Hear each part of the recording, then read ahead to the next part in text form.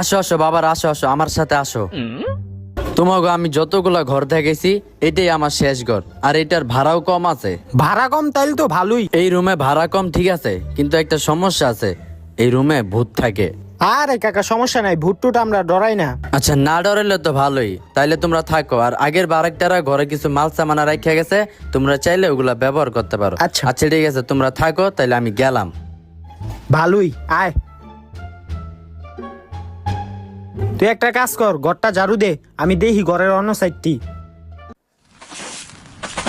দরজার পিছনে অনেক ময়লা থাকতে পারে, ঝাড়ু দিই।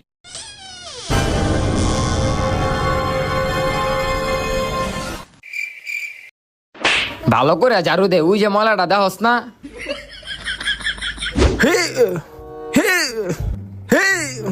ইস রে, লাইটটা লাগাইতে পারতাছি না।